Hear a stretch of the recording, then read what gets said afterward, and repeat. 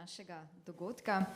Projekt e-knjiga in vse teme, o katerih govorimo danes, odpirajo tudi številne vprašanja, na katera ni enostavnih odgovorov. Kako bomo v prihodnje ohranjali digitalne izvirnike, kakšna bo vloga založnikov, knjižnic, države? To so nekatera vprašanja, ki jih bomo odprli v zadnjem delu dogodka na okrogli mizi Kulturna dediščina v digitalni dobi. Na okrogli mizi bodo sodelovali magister Zoran Krstulović, pomočnik ravnateljice v NUK, doktorica Alenka Kepic-Mohar, glavna urednica Mladinske knjige, Viljem Leban, vršilec dolžnosti generalnega direktorja Direktorata za kulturno dediščino na Ministrstvu za kulturo, ter Janez Miš, predsednik upravnega odbora Zbornice knjižnih založnikov in knjigotržcev pri Gospodarski zbornici Slovenije. Pogovor bo vodila Sanja Gornjec iz Slovenske tiskovne agencije. Prosim vse govorce, da se mi pridružijo na odru.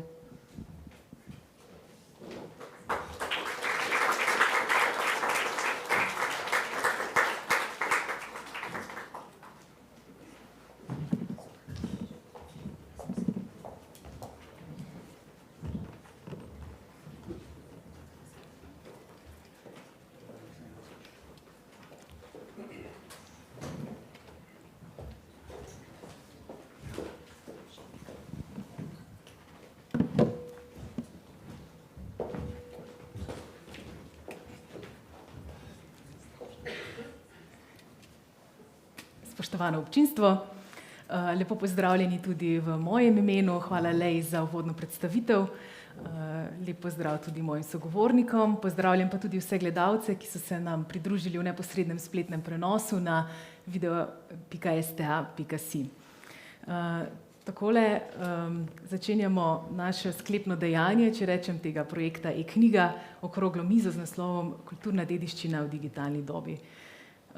V 20-letnici zakona o obveznem izvodu publikacij želimo namreč odpreti razmislek o prihodnosti hranjenja slovenske kulturne dediščine v času digitalnih izvirnikov, umetne inteligence in hitro spreminjajočih se načinov nastajanja publikacij.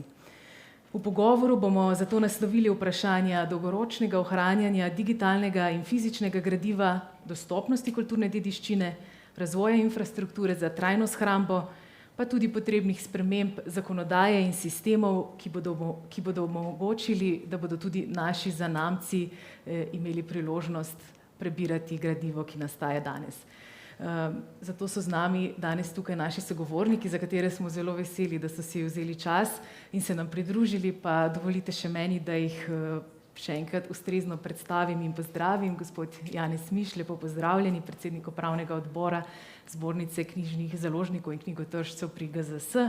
Gospod Zoran Krstulović, lepo pozdravljeni, pomočnik ravnateljice za strokovno dejavnost NUK-a.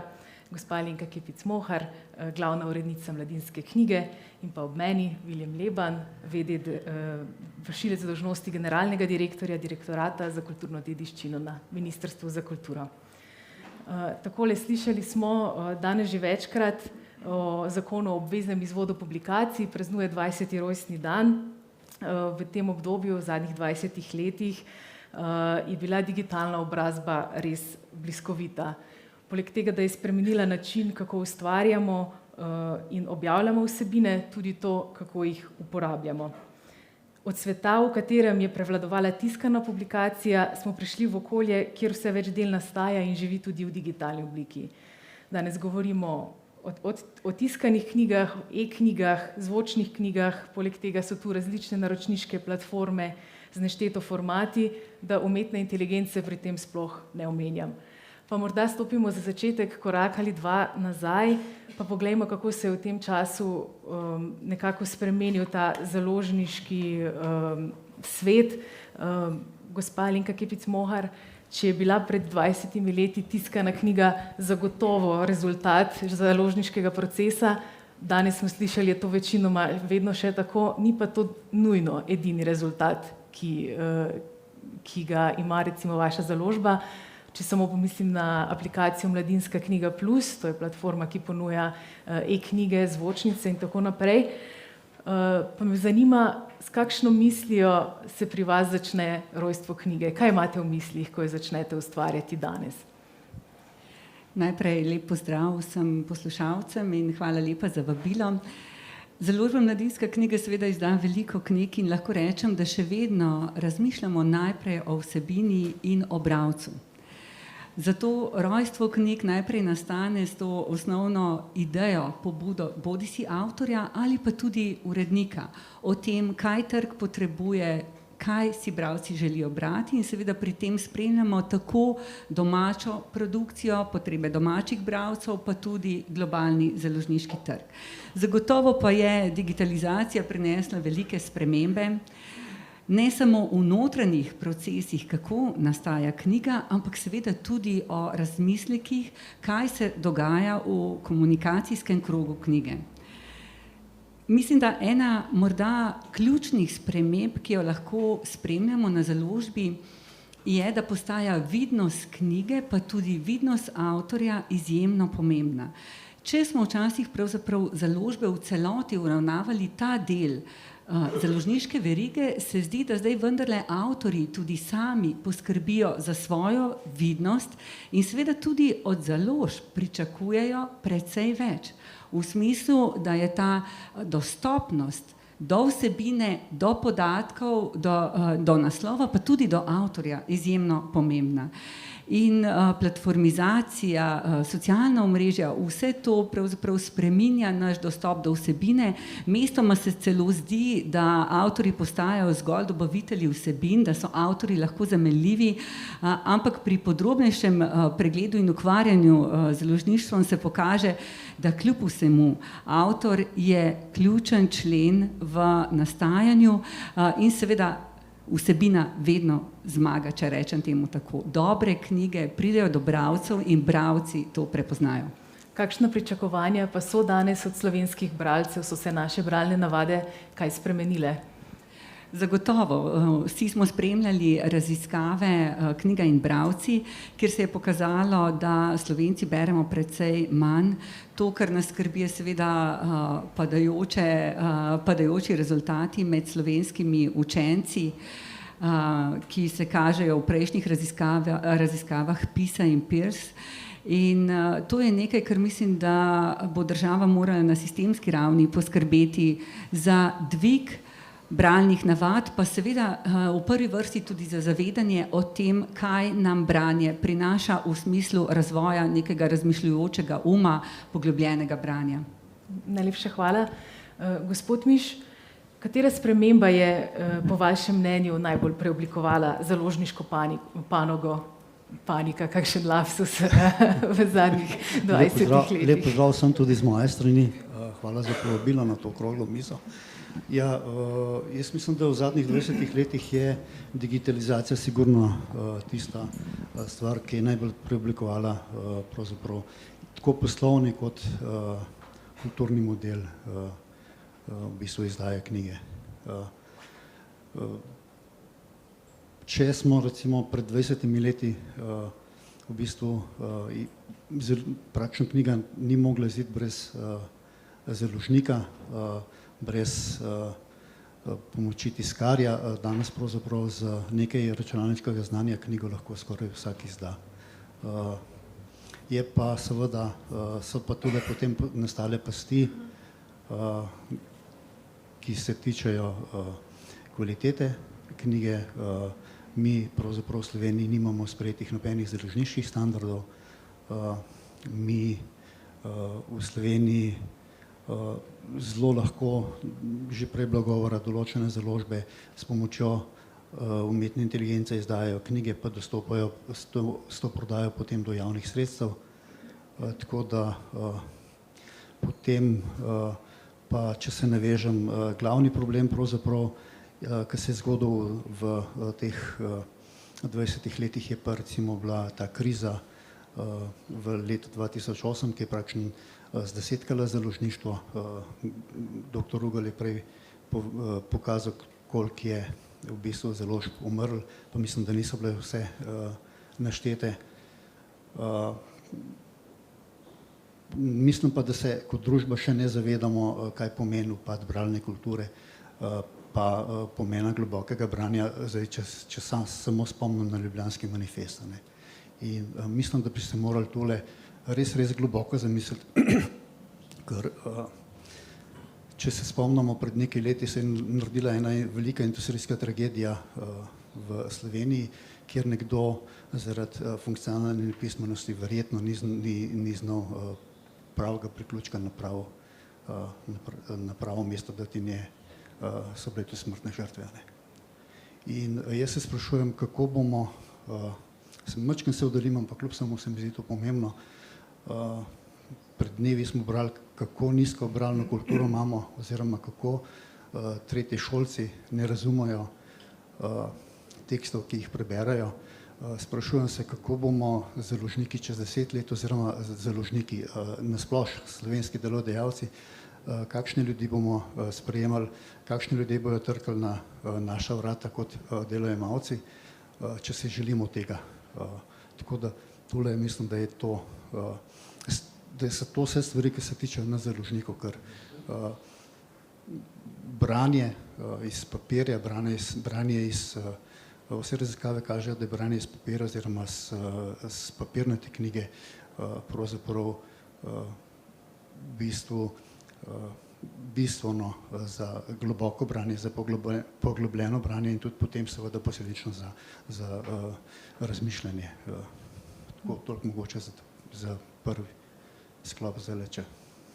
Ali opažate morda kakšne razlike v odnosu med založniki in bralci? Kakšne pričakovanja imajo bralci do založnikov ali imajo predvsem do avtorjev? Ja, v bistvu bralci imajo odnos tako do založnikov kot do avtorjev. Veste, pred leti se je govorilo, da bo elektronska knjiga prevladala, to je bilo že tudi danes omenjen, pa bom kljub samo ponovil, pa da bo pravzaprav lahko vsak izdal svojo knjigo, pa tule vas je večina pravzaprav iz knjižnične stroke, tako da v bistvu bi jaz takole rekel.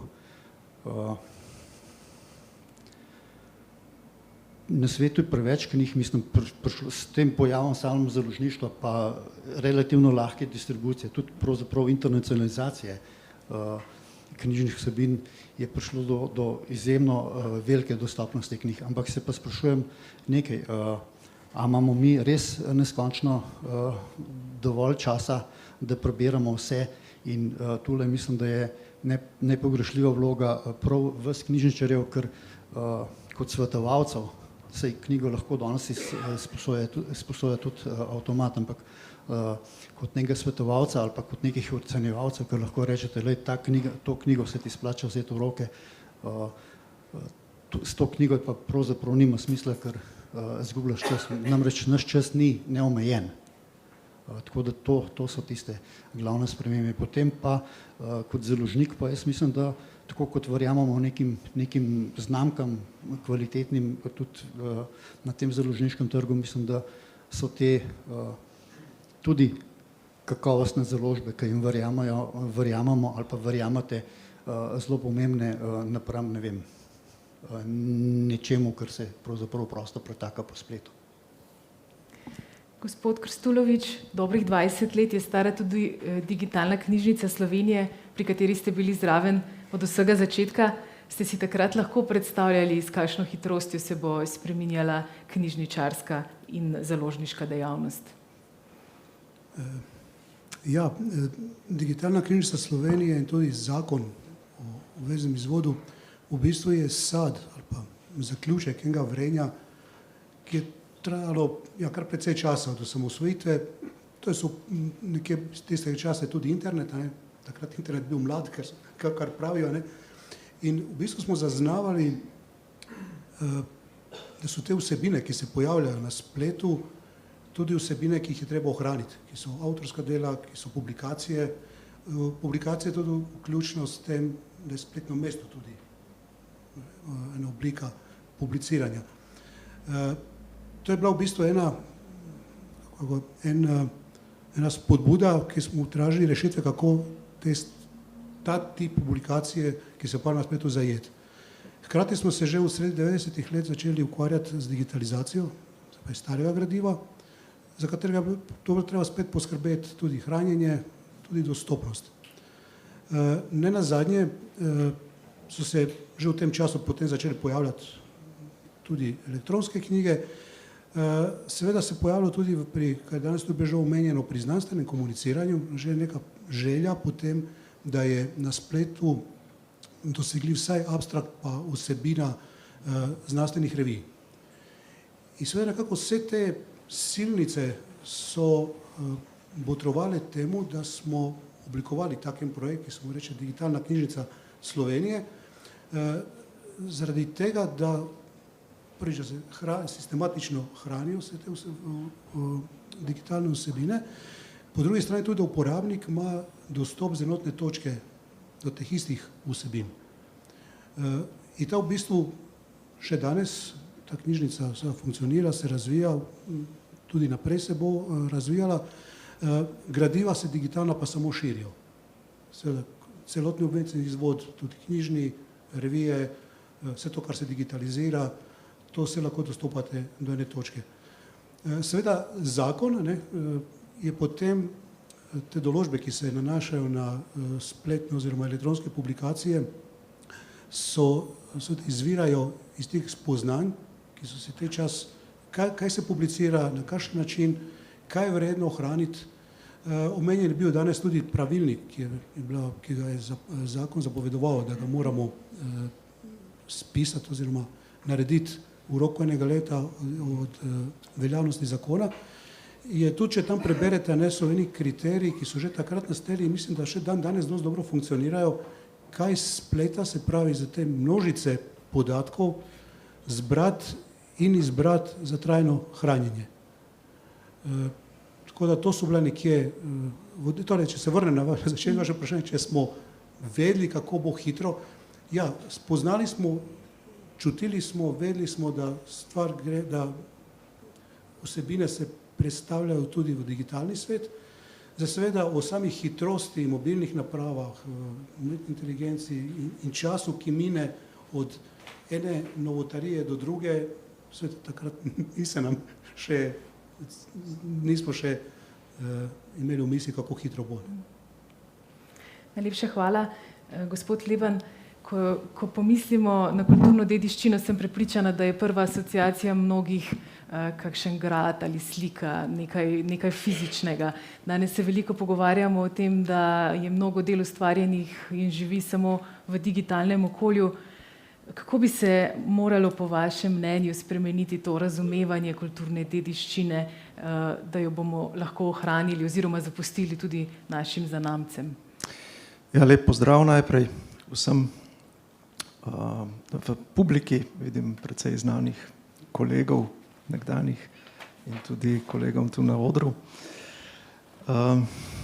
Vprašanje o kulturni dediščini in današnjem razumevanju kulturne dediščine, predvsem v kontekstu digitalnega sveta, je pravzaprav razvoj. Odgovor je, razvija se. To razumevanje se razvija. Tako kot se razvija razumevanje same kulturne dediščine. Naj vam povem en droben, zanimiv primer. Na ministrstvu sem zelo kratek čas, zdaj je en teden, ampak sem se že naučil, da sem moral korigirati svoje razumevanje kulturne dediščine, ker smo naleteli na to, da je tudi Dedek Mraz in praznovanje Dedka Mraza kulturna dediščina, ki jo ta država tudi financira.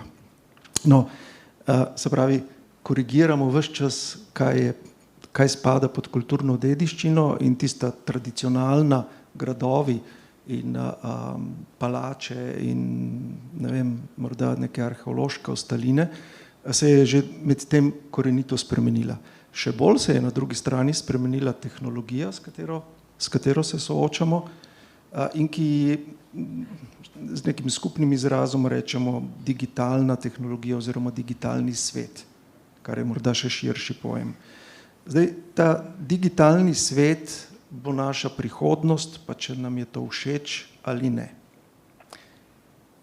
Jaz ne bom rekel, da je meni najbolj všeč, ker mi ni, ampak taka prihodnost bo.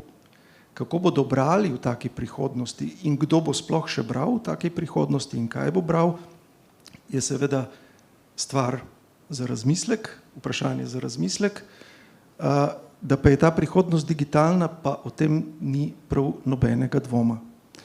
Zato se mi zdi ta vaš lapsus po svoje tudi zanimiv, ne? Ker smo rekli tu na odru potihoma, ne? Digitalna panika. Ne? Seveda, tehnologija se spreminja s tako veliko hitrostjo. In če smo pred dvemi leti že govorili o in se čudili umetni inteligenci, danes lahko ugotavljamo, da je ta umetna inteligenca že vse prisotna. In da pravzaprav ne vemo več, kateri izraz, kateri medij, kateri izraz, bi rekel, z najsplošnejšo besedo, je plod umetne inteligence in kaj je plod človeške inteligence. In v tem kontekstu so zastavljeni seveda tudi izzivi za prihodnost, vključno s kulturno politiko, kar boste, predpostavljam, tudi me kaj vprašali. V nadaljevanju pa res. Pa se najprej dotaknimo sistema obveznega zbiranja obveznega izvoda. Kot smo slišali že uvodoma, ima ta res dolgo tradicijo na slovenskem prostoru. Številke gradivo, ki ga zbere NUK, je obsežno, pa še več bi ga lahko bilo, gospod Krstulović, če bi vse, kako bi rekla, polovili. Pa vas vprašam, zakaj je obvezni izvod tako pomemben oziroma kaj bi izgubili, če ga ne bi imeli? Če bi ga ne bi imeli, bi živeli na enem stanju neke popolne ali pa delne amnezije. Ne bi bilo točke, na katero bi se lahko obrnili in bi preverili neka dejstva iz preteklih časov. Lahko rečemo, ja, knjige bi bile v drugih knjižnicah, ampak ali pa v zasebnih, ampak to vemo.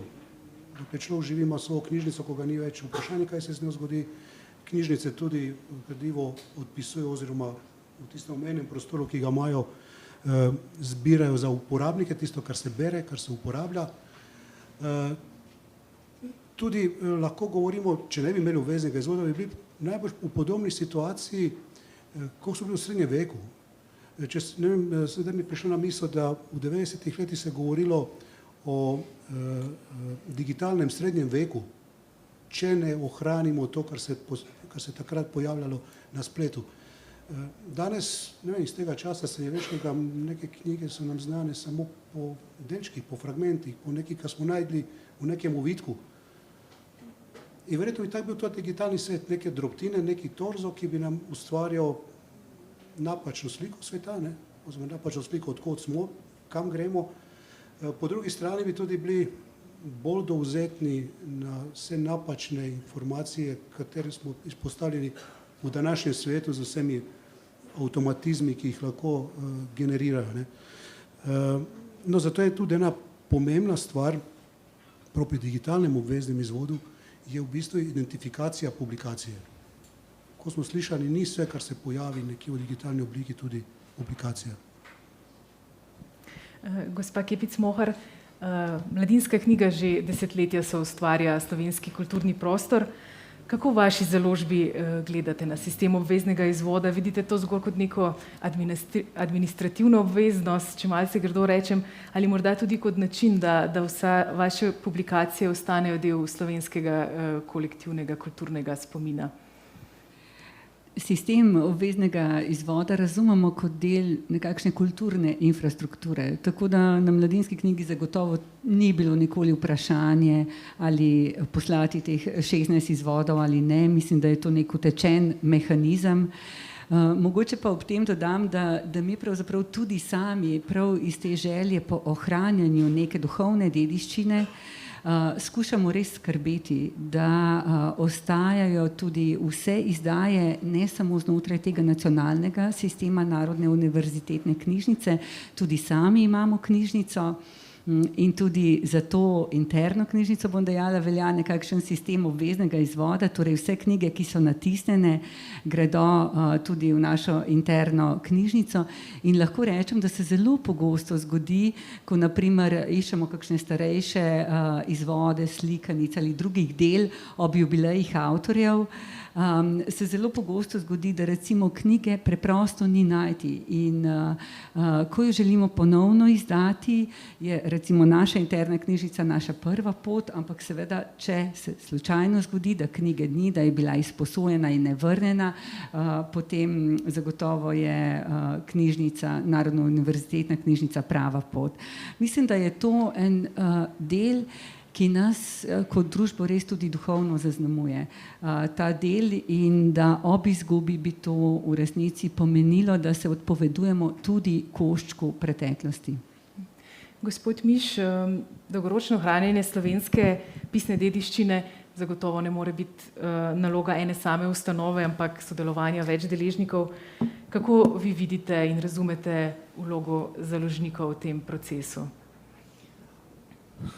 Ja, vse to, kar ste rekli, je res, ampak založniki moramo na trgu tudi preživeti. Tako da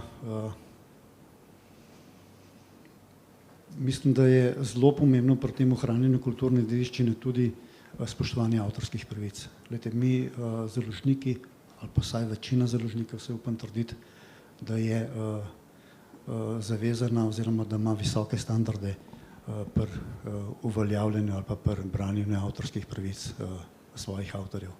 In ravno tole se meni, glede na izvajanje, ki sem jih dopoldne slišal, porajajo malce neke skrbi.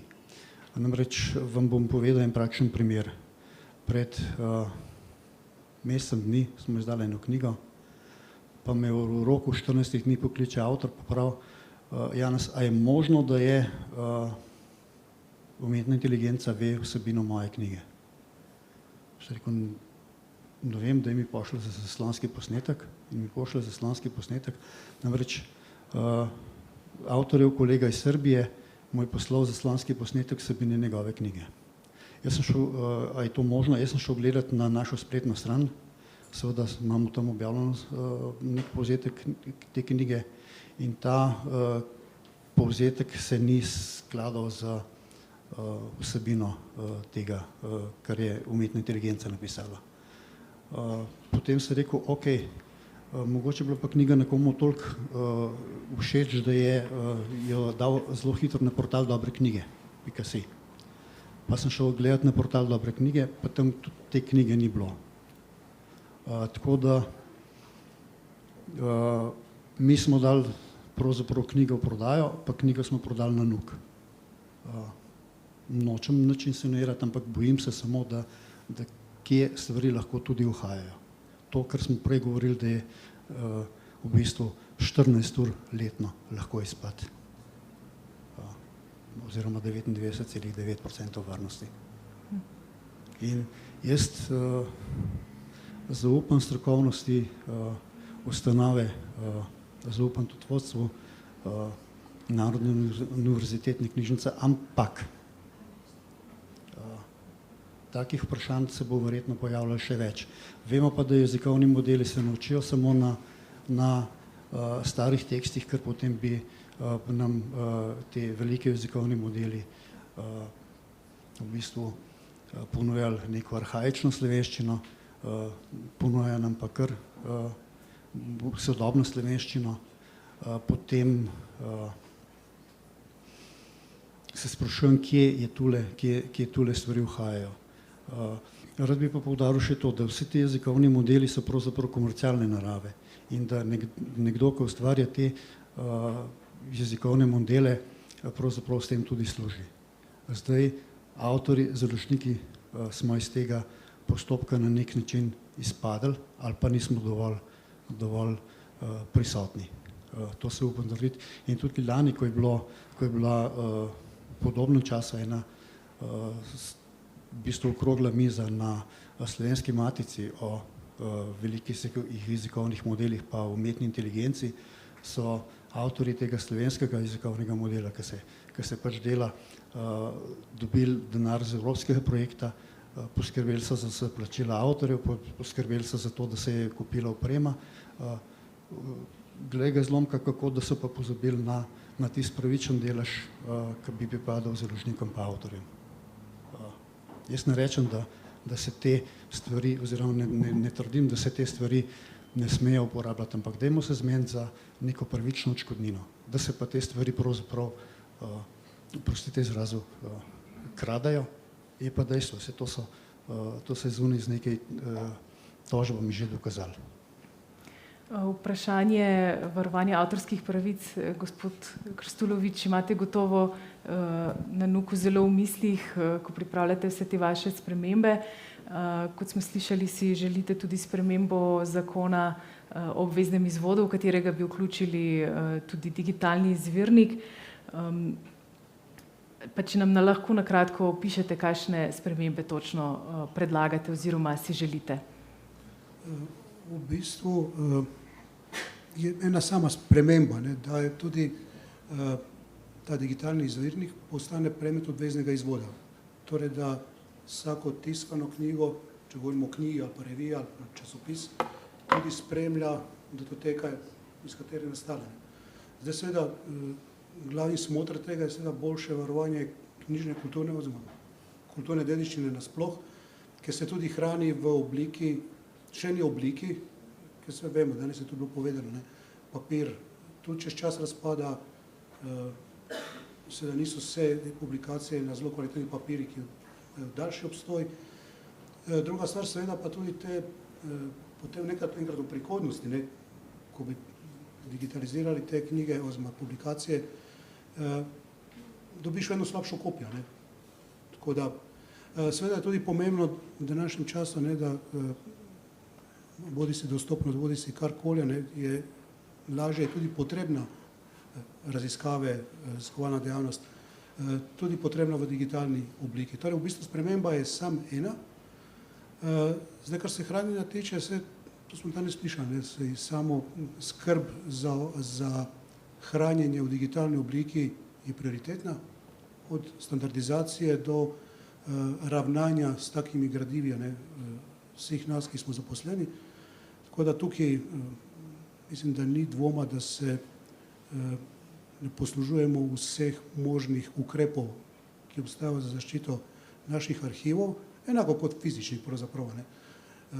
Ne morete, tudi do fizičnih knjig ne morete priti kar tako.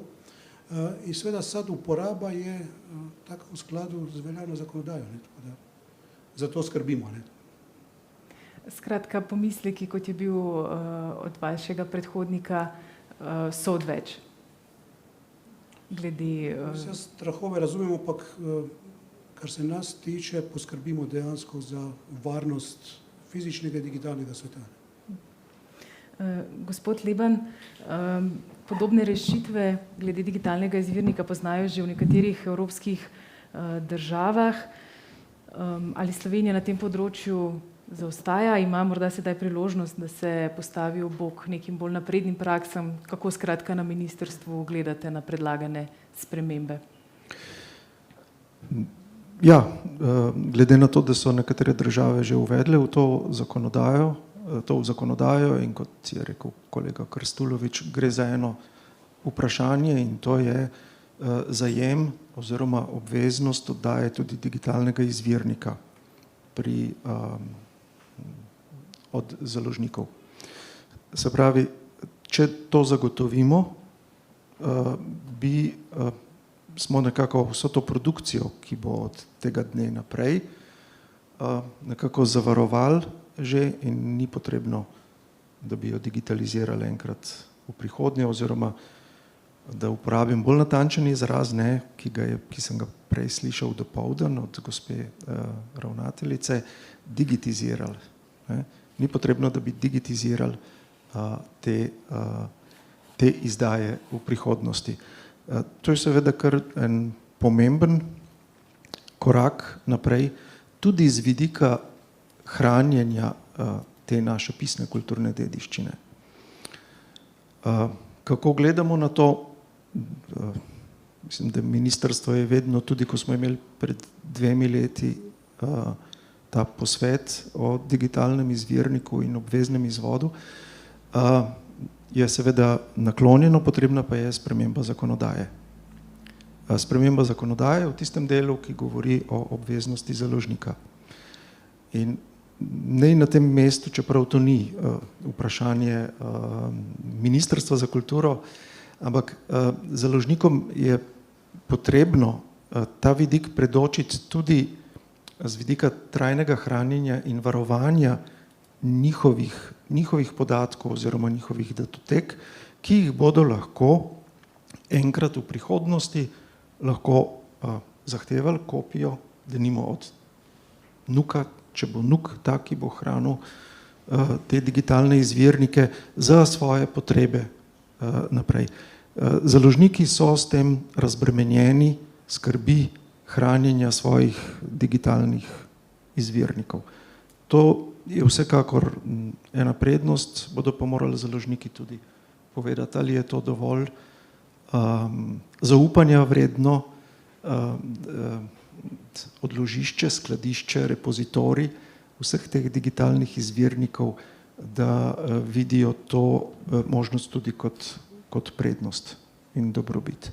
Tako da gre samo za vprašanje spremembe zakona o obveznem izvodu v tistem delu, ki govori o obveznostih, da se te obveznosti priključi še digitalni izvirnik, pri čemer je seveda, in jaz nekako razumem tudi vaše pomisleke, tudi ob tem vašem primeru, je potrebno seveda zagotoviti z določenimi garancijami, ne vem na kakšen način vse, da je to varno shranjeno in da ni morebiti zlorabljeno.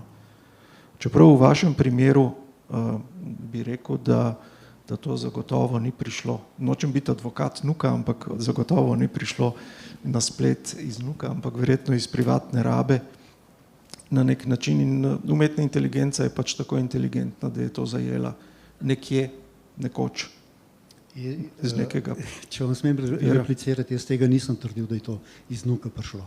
Dejstvo je, da je to prišlo niti ne mesec dni po pravzaprav izdaji knjige in nisem edini, ki ga to resno skrbi. Jaz vem, da poti nazaj ni, da nisem dinozaur, kar se tega tiče. Res, da sem še iz prejšnjega stoletja, ampak nisem dinozaur v tem smislu, da bi zdaj rekel, da pravzaprav se tej digitalizacije moramo izogniti in tako naprej. Sploh ne. Me pa recimo je zaskrbel zadnjič, je gospa direktorica napisala en zelo dober članek o pravzaprav digitalizaciji, ki je bil objavljen v Delu.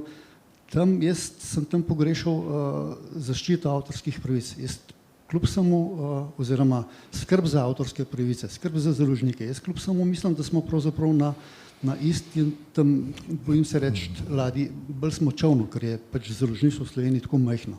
In tule moramo najti skupen jezik. Sej ne gre za to, da se ne borimo drug proti drugemu. Sej mi brez vas ne moramo, pa vi brez nas tudi bolj težko, tako da jaz se samo sprašujem, kako bomo skupaj zagotovili te zadeve, ker če ne bo tule zavladal kaos. Sej potem bojo avtorji rekli, pa jaz temu založniku ne zaupam, ker to itak vide, potem je vsem, če jaz nekaj sam delam, pa se sam trudim. To so vprašanja, ki jih moramo dogovoriti. Enostavno gre preprosto za to, da se moramo dogovoriti. Tako kot ste se vi usedli pa se dogovorili, kako boste ta sistem postavili, tako moramo samo v ta sistem še ukorporirati pravzaprav založnike pa avtorje, pa naš legitimen interes. Jaz sem tule v dvojni vlogi, sem tudi založnik, pa še pač prvi med enakimi v upravnem odboru. Pa še gospa Kopic Mohar. Jaz bi mogoče tudi dodala, se strinjam z Janezom, zdi se mi seveda izjemno pomembno, da zavarujemo avtorske pravice, je pa na nek način povsem razumljivo, da založniki ta arhivski del, digitalne formate, v katerega vseeno vložimo ogromno, tako bom rekla, in intelektualnega kapitala, prodajne investicije, da je to nekaj, kar na nek način želimo sami programi varovati. In ko seveda to moč predamo nacionalni instituciji, to pomeni, da je to nekaj, kar je pač dosegljivo tako rekoč vsem, moramo biti pa resnično gotovi, da je to v varnih rokah. In tukaj se povsem strinjam z Janezom, da je ta del potrebno dogovoriti, kaj in kako, ker vendarle to je nekaj, kjer je skupno zbirališče, skupna točka, doslej pa kljub vsemu vsak založnik pač varuje ta svoj del. Gospod Krstulovič, slišali smo nekaj pomislekov, kako lahko torej NUK zagotovi varno hrambo digitalnih izvirnikov in hkrati jasno opredeli pogoje njihove dostopnosti. Ja, jaz mislim, da smo že vsa ta leta, že s hranjenjem tega digitalnega gradiva, ki ga imamo, v bistvu pokazali in dokazali, da znamo to hraniti varno.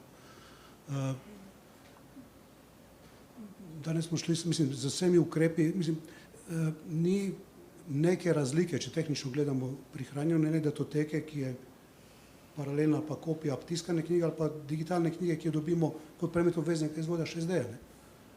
Tako da to je. Seveda tudi to smo pripravljeni, da to, kar imamo arhivirano, da od tega imajo dostop tudi založniki, lastniki tega gradiva, da v bistvu na ta način tudi odnesemo del bremena založnikom, ki imajo potem svoj arhiv nekje varno shranjen drugje, seveda v dogovoru pod tudi budnim očesom tistega, ki je to ustvaril. To so pač ti ukrepi, ki veljajo že zdaj in ki se lahko poglobijo in tudi z nekimi dogovori tudi naprej razvijajo. Ste, gospod Miš, želeli? Ja, jaz kljub samo bi opozoril na to, kar je zdaj Alenka zelo lepo spostavila. Jaz sem mislil to v nadaljevanju, ampak pravzaprav mi zato, da je knjiga lepo postavljena, mi nekoga plačamo. Mi te digitalne kopije, ki so, mi zato, da damo neka sredstva, nek vložek. In zdaj to, a si predstavljate, da recimo rečete Sandozu, od vsake serije zdravil, ki je izda, dajte nam še eno serijo, takole malo za kliničen center. Nikomor ne pade na pamet, da bi to rekel.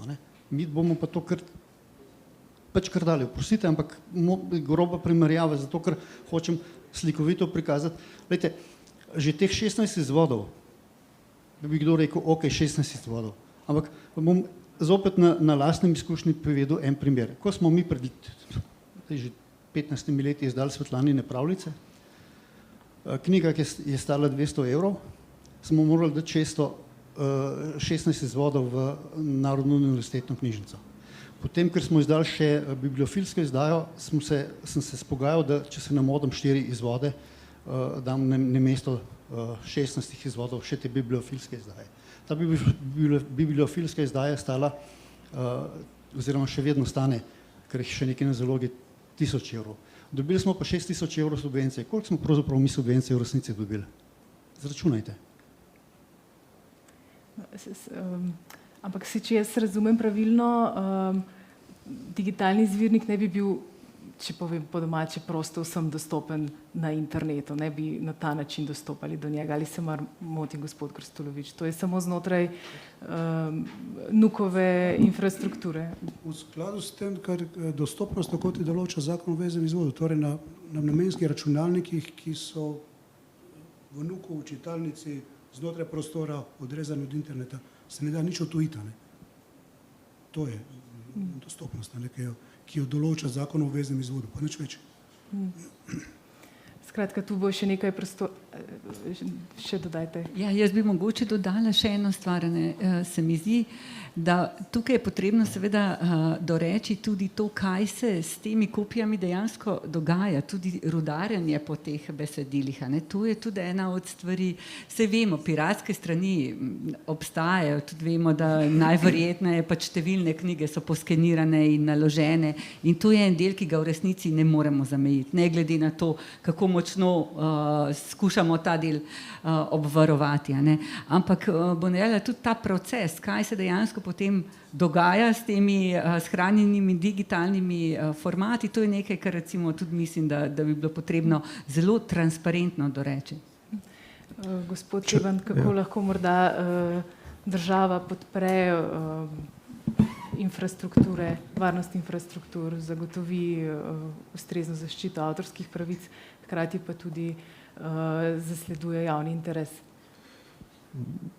Najprej, kako lahko podpre tako, kot že zdaj podpira, še bolj podpre lahko, da še bolj podpira tako, kot zdaj podpira to, da podpira ustanove, ki skrbijo za to kulturno dediščino, da podpira njihove investicije in investicijsko vzdrževanje te infrastrukture in da skrbi za dodatne kapacitete skozi seveda letni poziv, letni razpis oziroma redno financiranje javnih zavodov na tem področju. Tako da to je en vidik, ki mislim, da teče, ga je pa potrebno, če verjetno so pričakovanja in tudi upravičeno so pričakovanja, da se ta segment, ta del financiranja bistveno okrepi. To, kar smo danes videli tu, je financiranje skozi projektno financiranje, kar je seveda dobrodošlo, ampak za neko trajno, stalno financiranje je pa potrebno zagotoviti proračunska sredstva. Da ne bo vprašanje, zdaj pa projekta nimamo, pa nimamo več ne osebja, ne infrastrukture za vzdrževati center za digitalizacijo oziroma za hrambo zadev. Tako da tu je potrebno zagotavljati bistveno več sredstev za to. Bi pa, če mi dovolite, repliciral na eno stvar, ki se neposredno spet ministrstva ne tiče. Zaznavam neko bojazen, češ kaj se bo zgodilo pa s tem digitalnim izvirnikom, če ga bomo primorani oddati v tem primeru konkretnem NUK-u, ampak sej enaka bojazen velja tudi za zdajšnje tiskane izdaje. Tiskano izdajo se zelo lahko skenira, obdela z OCR programi, še lažje vrže na svetu ali pa temen splet, tudi relativno lahko. Sej tu so večina teh stvari je na tak način prišla na splet, mimo seveda upoštevanja avtorskih pravic in tega na črno, bi rekel. Sej digitalni izvirnik jaz ne vidim, da je kakšna bistvena razlika. No, malce pa je, vendarle se mi zdi digitalno, torej datoteke pripravljene za tisk, so vendarle dokončno pripravljene za to, da se lahko razmnožujejo in tiskajo v več izvodih, medtem ko vseeno en izvod tiskane knjige v knjižnici vendarle pomeni za morebitno distribucijo, če uporabim ta izraz knjige, vendarle pomeni, da je potrebno poskenirati stran za stranjo, sestaviti knjigo. Se mi zdi, da nekaj precej bolj na pladnju, če uporabim ta izraz, je, če je to datoteka popolnoma dokončana in pripravljena za tisk. Ja, jaz mislim, da ni kaj dodati, da je Alenka tole zelo dobro povedala. Bistveno lažje je z datoteko, ki je pripravljena za tisk, iti kamorkoli oziroma je daš na en USB ključek ali pa kakorkoli. Z knjigo, če hočeš poskenirati, imaš le nekaj dela. Ne nazadnje, saj tega dela se hočete na NUK-u oziroma se hočejo na NUK-u pravzaprav, ali pa se želi NUK izogniti. Sej, da ne bo nesporazuma, tudi jaz sem ponosen, da so naše knjige v NUK-u in da bo to, ne vem, čez toliko let še vedno dostopno. Sploh ni to vprašanje, samo dajmo se dogovoriti za nek pravičen koncept. In jaz tule nisem zaznal tega deleža avtorjev pa deleža založnikov. Jaz bi mogoče samo dodala, da morda je zdaj nastal vtis, da smo založniki nekako prestrašeni, da bi te digitalne kopije šle v knjižnico. Jaz mislim, da obstaja rešitev, zagotovo se verjetno se da opremiti te digitalne formate na način, ki bi bile izključno za hranjenje vnuku. Tako da sem prepričana, da se da najti neko tehnološko rešitev za to, seveda tudi z tega stališča, da vnuku ne bi bilo potrebno skenirati vsake knjige. Tudi to popolnoma razumemo, ampak res najti potrebno pač neko pametno, smiselno rešitev. To sem mislil z garancijami, ne? Neke garancije je potrebno vzpostaviti. Ne? Gospod Krstulovič, slišali smo že, da se samo skeniranjem knjig tudi izgubijo nekatere informacije. Torej, če imamo digitalni izvirnik knjig iz obveznega izvoda, ni potrebno skenirati, so že tako ali tako shranjene. To je zagotovo ena prednost. Skratka, pogovarjali se boste še, predvidevam, o tem predlogu za založniki, iskali rešitve. Kaj je mogoče tu vaš nek ključni poudarek? Mislim, v vsakem primeru knjigo, če digitalizirate, izgubite neke informacije. Že to, da pač sliko je treba popravljati, OCR ni 100% in tako naprej. Gotovo, da je, če dobiš datoteko, vse to v bistvu vidimo pri znanstvenih revijah pa znanstveni publicistiki, da je to potem dobiš 100% vse. Zdaj, kar se tiče samega, mi smo te pri predlogu ene rešitve, ki bi dolgoročno obogatila hranjenje kulturne dediščine. Seveda v tem procesu to ne bo jutri. To je pač zakonodajni proces, v katerem mi pripravimo vse predloge, sodelujemo z ministrstvom, pripravimo predloge, dobre primere, dobre prakse, s dokumentacijo, ki je zahtevana za pač eno tako novelacijo, in potem postopek pelje ministrstvo naprej do pač spremembe. Seveda to je potem priložnost, da se vsi deležniki okrog tega pogovorijo in dogovorijo vse, o čemer je treba se dogovoriti. Kaj bo prepoznano kot neka tematika, ki je treba bolj podrobno določiti. Zdaj smo se malce dlje pogovarjali o tem digitalnem izvirniku, vsekakor zelo pomembni temi. Zdaj pa mogoče, če smo na začetku stopili 2 koraka nazaj, gospod Miš 2 koraka naprej, kaj bo čez 20, 30, 50 let še pomenilo biti založnik? Ja, čez 20, 30 let mene ne bo več. To je prvo. Žal nimam čarobne krogle. Vendar pa nekaj se pa upam trditi.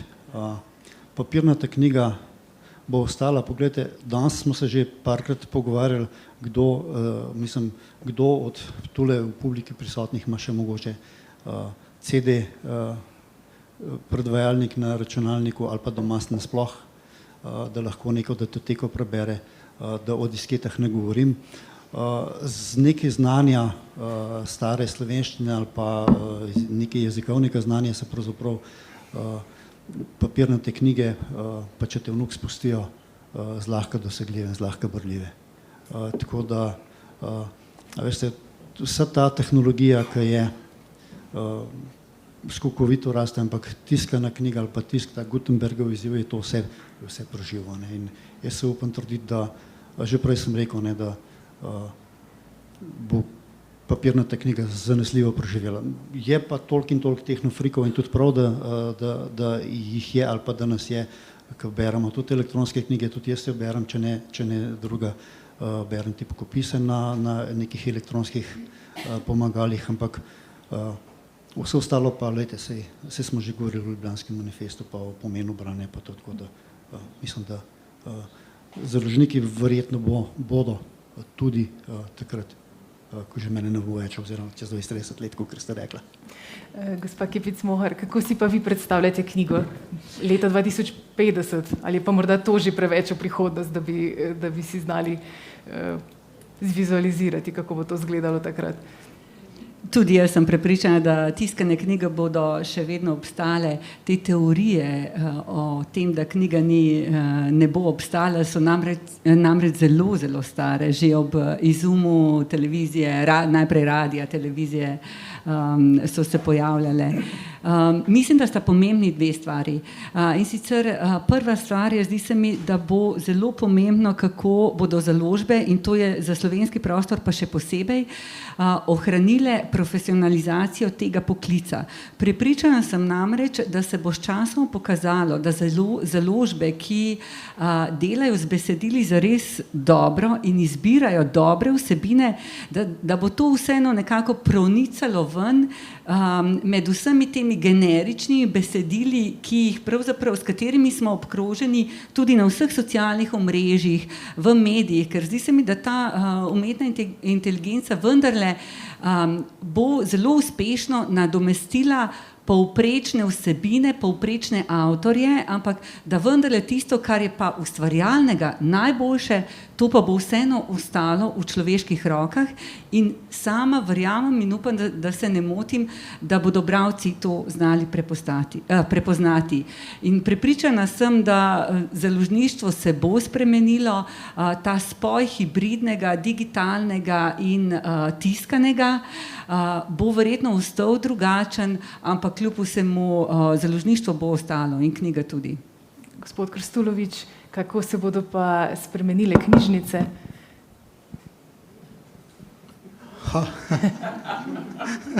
Še bolj polne bo. No, knjižnice, glede na to, da tiskana knjiga bo ostala, bo tudi prisotna tudi v knjižnicah. Torej, knjižnice bodo verjetno še zmeraj imeli servise za uporabnike, ki bodo pač omogočili izposojo knjig, svetovanje o knjigah, ki jih imajo in tako naprej. Tudi mi bomo zbirali fizični obvezni izvod, ker gotovo bo tudi naprej.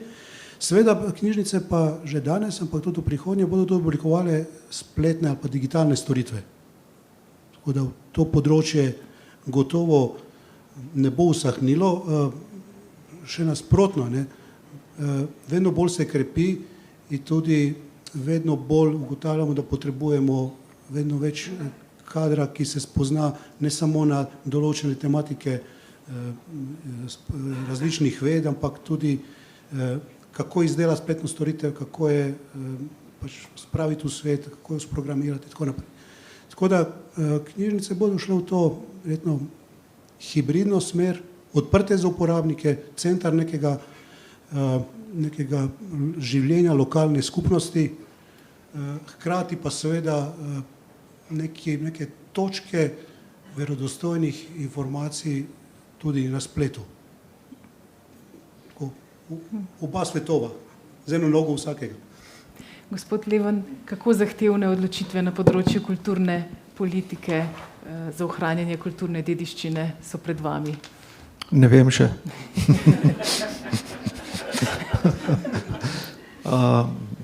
Vsekakor, to je odgovorno delo, tako kot je odgovorno delo kolegov, ki delajo v NUK-u, tako kot je odgovorno delo kolegov tu, če jih smem tako imenovati, ki se ukvarjajo z založništvom. Vseh nas, ki pravzaprav skrbimo vsaj za del kulture tega naroda. Ne? In kot veste, tudi NUK sam, ker že govorimo o tem, skrbi za hranjenje te kulture že okrog 200 let. Me bo kolegica Irena popravila, če nisem natančen. Tako da ta odgovornost seveda je velika, jo čutimo z pač različno intenzivnostjo. Mislim pa, da je potrebno, da vsi skupaj delujemo v smeri predvsem boljše dostopnosti zapisov, ki jih ta kultura proizvede. Se pravi, če imamo te zapise samo shranjene, je seveda ena prednost. Ampak ti zapisi imajo edini in končni smisel v tem, da so nekje videni, prebrani, uporabljeni. Se pravi, ta vidik uporabe teh zapisov, uporabe kulture in to dela kulturo živo, je ključni.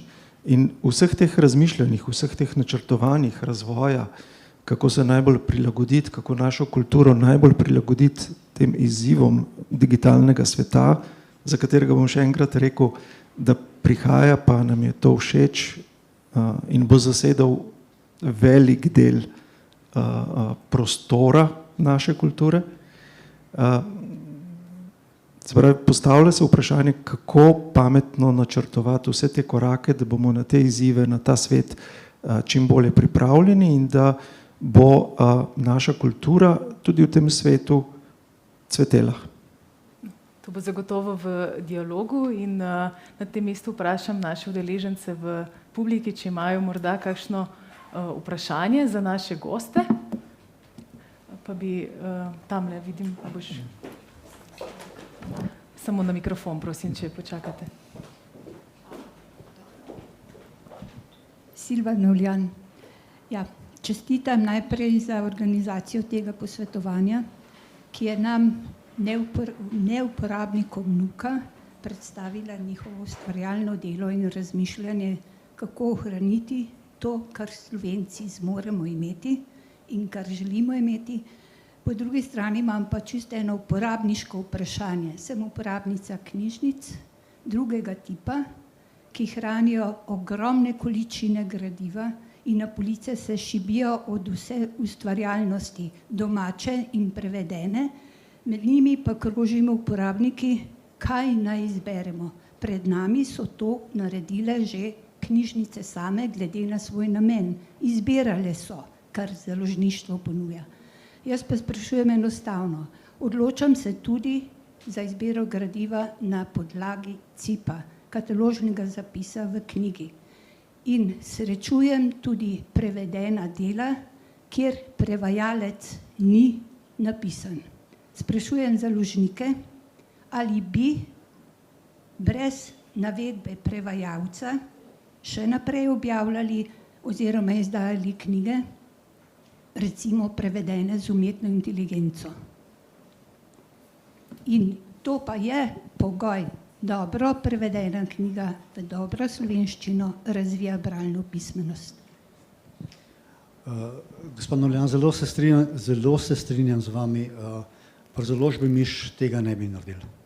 In tudi v okviru zbornice se pogovarjamo, sicer že nekaj časa, da bi pravzaprav na nek način imeli znak, da knjiga ni plod ali pa ni ustvarjena za umetno inteligenco. Zdaj, kako bomo to poimenovali, še ne vem, ker ta ni mene mal mod, bi bilo treba na pozitivno obrniti, ampak glejte, s tem, ko se pravzaprav, že prej sem omenil, da se nekatere knjige prevedejo z umetno inteligenco, pa je to poslovni model, ravno mislim, da v nedelu zadnjem je omenjena neka založba oziroma dvostranski intervju za eno založbo, kjer lastnik te založbe prav mene zanima samo pravzaprav razlika v ceni oziroma mene pri knjigi zanima samo marža. Zdaj, če boste vi knjižničari tule prisotni, pravzaprav imate največ v bistvu škarja in platna v rokah, če boste vi kupovali nekritično knjige, pa zato namenjali javna sredstva, potem boste založnike, ki se resno ukvarjamo ali pa ukvarjajo z avtorji, ki imamo svoje urednike, ki imamo svoje lektorje, korektorje, potem nam boste kopali jamo.